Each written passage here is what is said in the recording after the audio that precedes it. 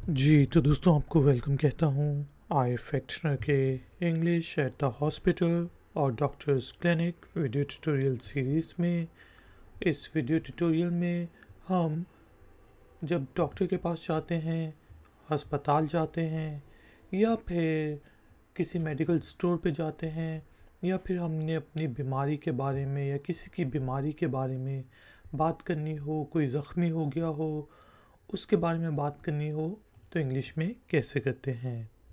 शुरू करते हैं जी अपना आज का आई फैक्शनर का English at the hospital and doctors clinic video tutorial.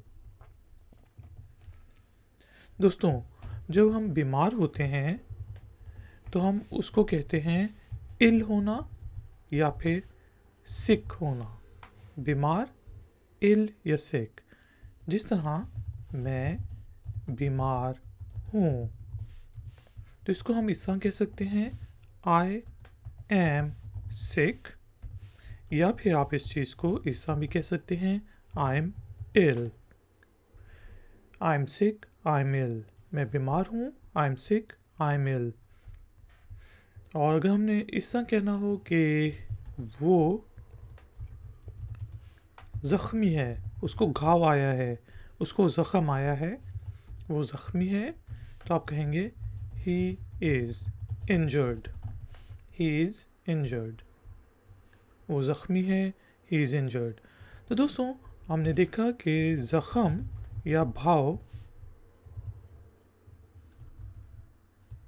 को हम कहते हैं इंजरी। ठीक है जी। ज़ख़म या घाव को हम कहते हैं इंजरी, और अगर कोई ज़ख्मी हो गया हो तो हम उसे कहते हैं इंजर्ड। He is injured. या फिर उसको ज़ख़म आया है तो आप कह सकते हैं ही हैज़, उसको बहुत गहरे ज़ख़म आए हैं, उसको बहुत गहरे भाव आए हैं, तो हम कहेंगे ही हैज़ गॉट या he has got severe injuries. ठीक है, बहुत गहरे, severe injuries. He has got severe injuries.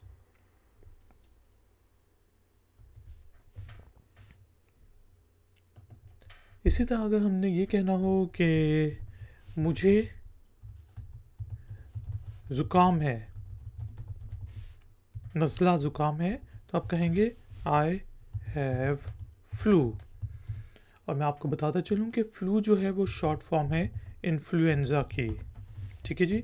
Influenza की शॉर्ट फॉर्म फ्लू होता है, उसको हम फ्लू करके पढ़ते हैं।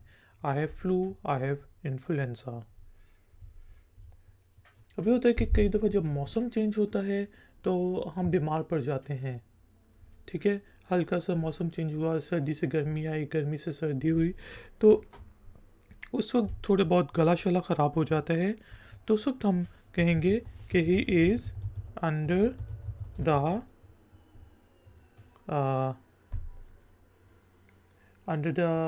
Influence of weather. ठीक है, इन्फ्लुएंस ऑफ वेदर। इसका ये मतलब होता है कि वो जो मौसम की तब्दीली की वजह से वो थोड़ा बहुत बीमार हो गया है। He is under the influence of weather. मौसम की तब्दीली से वो बीमार हो गया, थोड़ा सा, मतलब थोड़ा सा बीमार हो गया है। अब लेट सपोज हमने डॉक्टर के पास जाते हैं, हम कहते हैं कि मेरा गला ख़राब है, तो इस चीज़ को हम कहेंगे मेरा गला ख़राब है। तो इस चीज़ को सिंपली आप कह सकते हैं आई have got tonsils. I have got tonsils. I have got tonsils. अब दोस्तों, जो जरी होती है, जिसम को काटा जाता है, उस चीज़ को कहते हैं सर्जरी। ठीक है, और सर्जरी किसके थ्रू की जाती है? ऑपरेशन के थ्रू की जाती है। ठीक है, जैसा अब हम कहेंगे कि मरीज़ जो है वो उसकी सर्जरी की जा रही है ऑपरेशन थिएटर में। मरीज़ की ऑपरेशन थिएटर में जराही की जा रही है, सर्जरी की जा रही है। इस चीज़ को हमने इंग्लिश में कहना है, तो हम कहेंगे the patient is under operation in the operation theater. The patient is under surgery या surgery is being done on the patient in the operation theater भी कह सकते हैं। अब देखिए इस चीज़ को हम दो तरीके से कह सकते हैं। Surgery is being done on the patient in the operation theatre, तो इस चीज़ को आप इस तरह भी कह सकते हैं। अब देखें जो छोटी मोटी बीमारी होती है तो उसको बेसिकली डॉक्टर उसके लिए जो मेडिसिन जो बेसिकली प्रिस्क्राइब करता है उसको हम कहते हैं रेमेडी। ठीक है, रेमेडी अब ये भी हो सकता है कि शायद आप कावा पी लें तो आपका ज़ुकाम ठीक हो जाए, आप होम्योपैथी की कोई दवाई ले लें। रेमेडी कि इस चीज़ की रेमेडी क्या है, मेरा गला बहुत ज़्यादा ख़राश है, छोटी मोटी बीमारी है तो उसकी रेमेडी होगी कोई होस्ट की गोलियां खा लो। ठीक है, छोटी बीमारियों के लिए रेमेडी का वर्ड यूज़ होता है, और जो बड़ी बीमारियां होती हैं उनके लिए होता है क्योर। ठीक है, जिस कोई बहुत ज़्यादा बीमार हो गया तो उसका क्योर होगा। और कुछ बीमारियां जो होती हैं वो इनक्योरेबल होती हैं, जिस कैंसर अगर थर्ड फोर्थ फॉर्म में हो जाए तो फिर वो इनक्योरेबल भी कहला सकता है। उस वक्त मरीज़ के बचने के चांसेस कम होते हैं तो वो इनक्योरेबल होता है। इस तरह HIV एड्स अगर बहुत ज़्यादा एडवांस स्टेज पे पहुंच जाए तो वो इनक्योरेबल हो सकता है, जिसका इलाज ना हो सके। ठीक है, मैं यहाँ पे लिख भी देता हूँ इनक्योरेबल जो ला इलाज हो, ला इलाज। अबे तू तो है ही ला इलाज यार। ठीक है, इसी तरह क्योर क्या होता है, जो इलाज होके सेहतमंद हो जाना। ठीक है, इलाज हम यहाँ पे लिख देते हैं। रेमेडी जो होती है, रेमेडी होती है जिस तरह छोटी मोटी बीमारी की कुछ रेमेडी हो गई। अच्छा जी, मैंने आपको बताया कि डॉक्टर आपको प्रिस्क्रिप्शन देता है। अब आपसे कोई पूछता है कि आपको कौन सी दवाई डॉक्टर ने दी, आपको डॉक्टर ने कौन सी दवाई दी, तो हम पूछेंगे विच मेडिसिन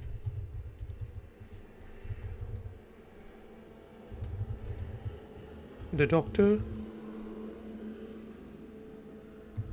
हैज़ प्रिस्क्राइब्ड।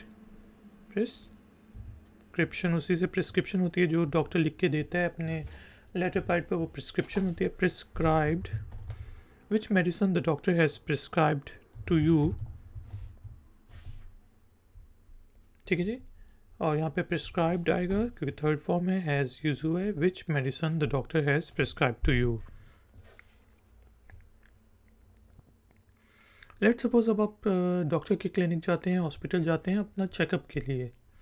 ठीक है, जो मालजा होता है, जो चेकअप होता है उसके लिए हम जा रहे हैं क्लिनिक, तो हम रिसेप्शन पे जाएंगे। मैं बता देता हूँ रिसेप्शन, ठीक है, जो जिस जहाँ पे उसका वो बैठा होता है। इसके साथ अब हमने क्या करना है, चेकअप के लिए जाना है। तो आप रिसेप्शन पे गए चेकअप के लिए, आपने टाइम लेना है या टाइम लिया हुआ है, तो आप कहेंगे, जिस तरह मैं जाता हूँ शाम को, good evening, I am I फैक्शनर और I have an appointment with doctor ABC at 6:30 PM। यानी कि यहाँ पे मैं कह रहा हूँ कि गुड इवनिंग, शाम बखैर, मैं आई फैक्शनर हूँ, मेरे पास मेरी डॉक्टर ABC के साथ 6:30 बजे की अपॉइंटमेंट है। तो उस चीज़ को हमने इंग्लिश में क्या कहा, good evening, I am I फैक्शनर, I have an appointment with doctor ABC at 6:30 PM। तो मैं इस चीज़ को उर्दू में और हिंदी में भी लिख देता हूँ, शाम बखैर, मैं आई फैक्शनर हूँ, मेरी डॉक्टर ABC के साथ 6:30 बजे की अपॉइंटमेंट है।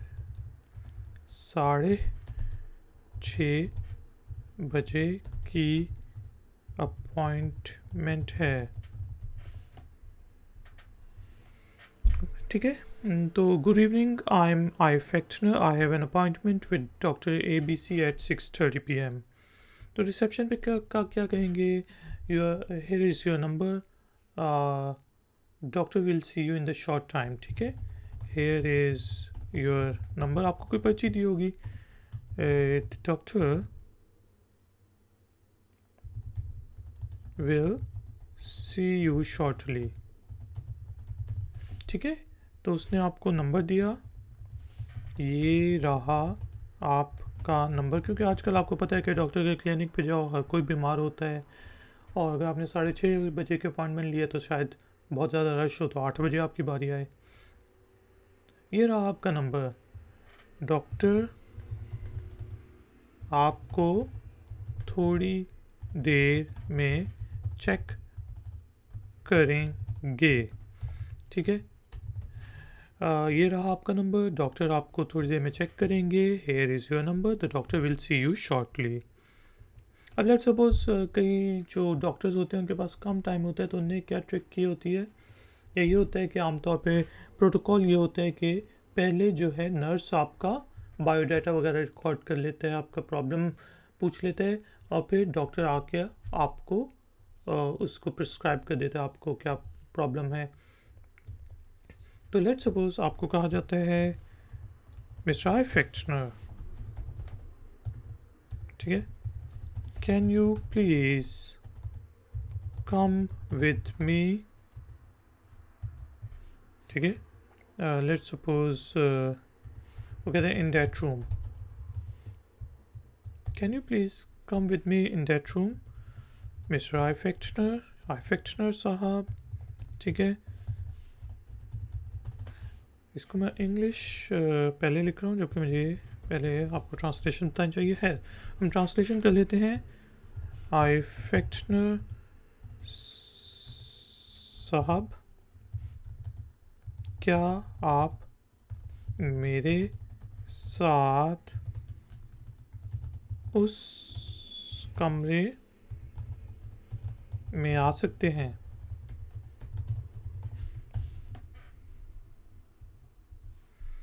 फैक्टनर साहब, can you please come with me in that room. आप गए तो जो नर्स है वो पूछेगी कि जी आपको क्या प्रॉब्लम है, क्या बीमारी है।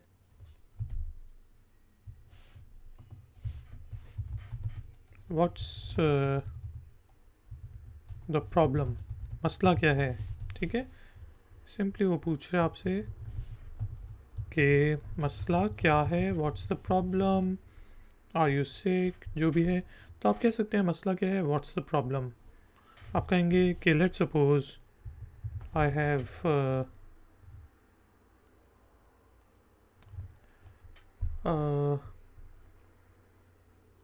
लेट्स सपोज हम कहते हैं कि आई हैव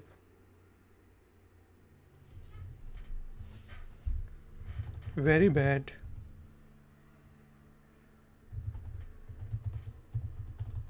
शोल्डर पेन। ठीक है, I have very bad shoulder pain, मेरे कंधे में बहुत बुरा दर्द है। I have very bad shoulder pain, मेरे कंधे में बहुत बुरा दर्द है। I have very bad shoulder pain. तो नर्स पूछती है कौन से कंधे में, विच शोल्डर। ठीक है, विच शोल्डर। आप कहते हैं मेरे लेफ़्ट शोल्डर में, मेरे बाएं कंधे में, मेरे बाएं कंधे में,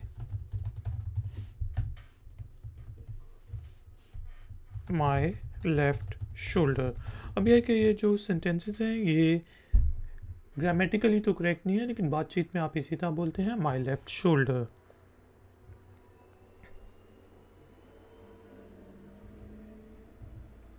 तो नर्स कहेगी कि क्या आपने कोई भारी चीज़ उठाई थी? क्या आपने कोई भारी चीज़ उठाई थी?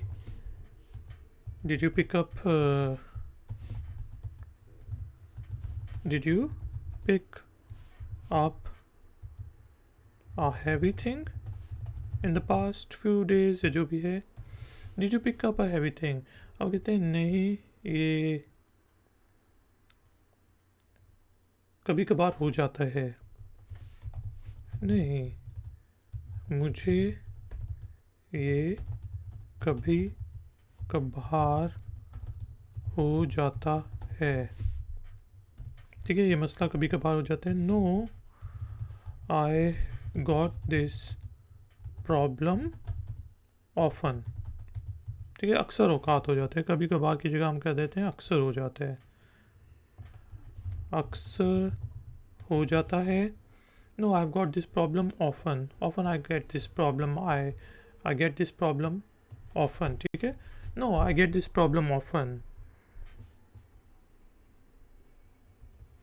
तो कहते हैं कहीं ये क्रॉनिक ना हो। क्रॉनिक जो होता है, अगर आपको बहुत ज़्यादा दर्द रहने लग जाती है वो ज़िंदगी भर आपके साथ रहती है, डिजीज़ या दर्द, तो वो क्रॉनिक कहलाती है। Chronic pain, chronic disease. ठीक है,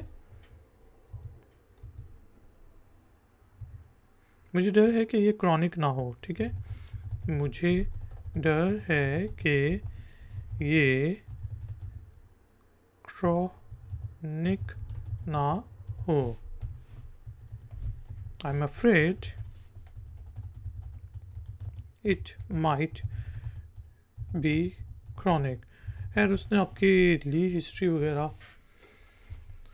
I'm afraid that it might be chronic। मेरे ख्याल से, आगे से वो कहती है, मेरे ख्याल से आप हमारे क्लिनिक पहली बार आए हैं। I think that this is your first visit to our clinic। I think that this is your first visit to our clinic। तो आप कहते हैं, let's suppose, नहीं, मैं 2 साल पहले भी आया था। No, I also visited 2 years ago। ठीक है, I also visited 2 years ago। नहीं, मैं 2 साल पहले भी आया था। No, I also visited 2 years ago। तो नर्स पूछती है, क्या आपको अपना पेशेंट नंबर याद है?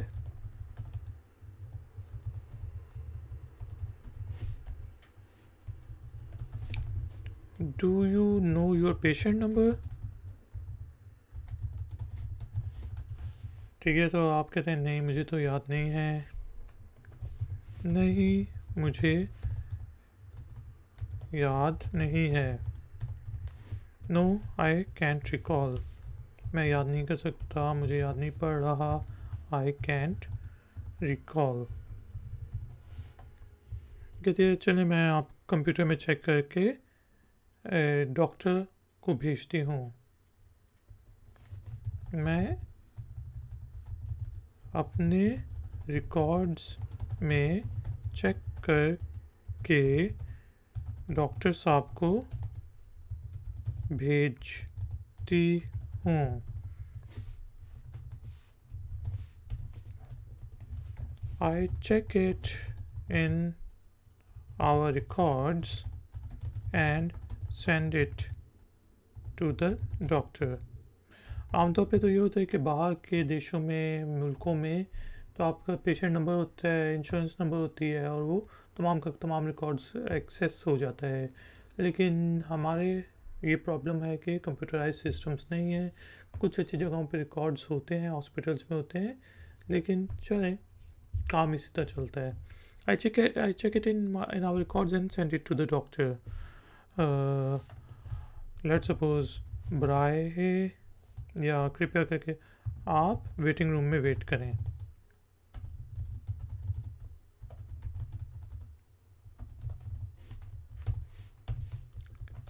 Please wait in the waiting room. Please wait in the waiting room. Doctor will call you shortly. Doctor आपको जल्दी बुलाते हैं, बुलाएंगे, बुलाएंगे. The doctor will call you shortly. The doctor will call you shortly. Doctor आपको जल्दी बुलाएंगे. The doctor will call you shortly. तो आप वेट करते हैं. थोड़ी देर बाद कहा जाता है कि मिस्टर आइफेक्शनर, डॉक्टर साहब, डॉक्टर आपको बुला रहे हैं.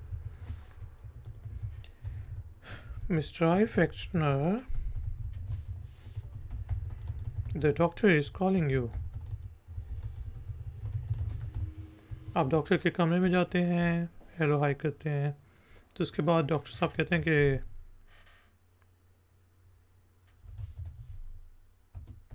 I see that you have a chronic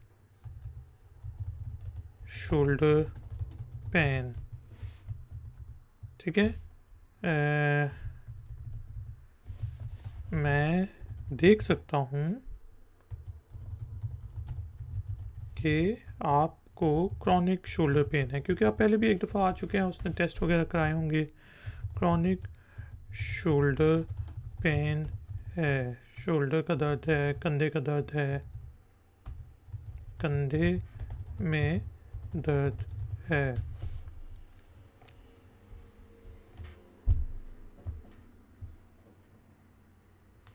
please in test को करवाएं, या कुछ भी टेस्ट और एक्सरेज को करवाएं. इन टेस्ट और एक्सरे को कराने के बाद आए. जल्दी से वो लिखता है, प्रिस्क्राइब करता है कि get these test and x-rays done, get these tests and x-rays done and get back to me. Get these tests and x-rays done and get back to me. फ़िलहाल आप ये पेन की मेडिसिन ले सकते हैं. फ़िलहाल आप दर्द के लिए ये पेन किलर, पेन की मेडिसिन, पेन की दवा ले सकते हैं. फॉर द टाइम बीइंग, फ़िलहाल, for the time being, for the time being you can take these painkillers. उसने प्रिस्क्रिप्शन आपको दे दी. For the time being you can take these painkillers, और मैं आपको अगले हफ्ते देखूँगा. अगले हफ्ते देखूँगा. I will see you next time. I will see you next week. I will see you next week. और दोस्तों, अभी के लिए मेरे हाल से इतना ही कि हमने इंग्लिश एट द क्लिनिक को डिस्कस किया है. आपका जो पहला या दूसरा विज़िट होता है, उसमें आप अपनी बीमारी के बारे में किस तरह बात कर सकते हैं, नर्स से, डॉक्टर से. नेक्स्ट ट्यूटोरियल में हम बात करेंगे कि हॉस्पिटल में हम इंग्लिश कैसे बोल सकते हैं. थैंक यू वेरी मच कि आपने मुझे इस ट्यूटोरियल के लिए ज्वाइन किया. मिलेंगे एक और नए वीडियो ट्यूटोरियल में. Until then, take care, keep learning, keep enjoying. Good day. Like, share, subscribe. iFactner.